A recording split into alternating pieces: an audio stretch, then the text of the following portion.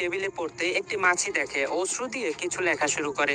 মেয়েটি এটি দেখে অবাক হয়ে যায়, কারণ সেই মাছিটি অশ্রু সাহায্যে তার নাম লিখে ফেলেছে। সে বিশ্বাসই করতে পারছে না যে এখন তার বয়ফ্রেন্ডের পুনর্জন্ম হয়েছে। মাছির রূপে। সত্যতা যাচাই করতে সে মাছিটিকে হাতে তুলে ধরে জিজ্ঞেস করে, তুমি কি আমার বয়ফ্রেন্ড? মাছিটি তার মাথা নাড়ে। এরপর মেয়েটি তার মৃত্যু সম্পর্কে জিজ্ঞেস করলে মাছিটি মেয়েটির বসের দিকে ইশারা করে। এরপর মেয়েটি তার বয়ফ্রেন্ডের মৃত্যুর প্রতিশোধ নিতে মাছিটিকে প্রশিক্ষণ দিতে শুরু করে। প্রথমে সে মানুষটির চামড়া ছিঁড়তে মাছিটির হাতে একটি অস্ত্র দেয়।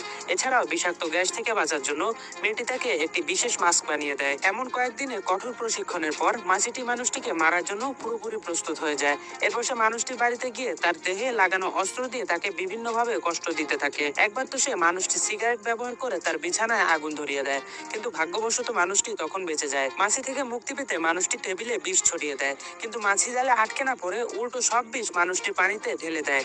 মানুষটি যখন এই বিষয়টা বুঝতে পারে তখন অনেক দেরি হয়ে যায়। তো এবার মাকে ভালোবাসলে ভিডিওতে লাইক সাবস্ক্রাইব করুন।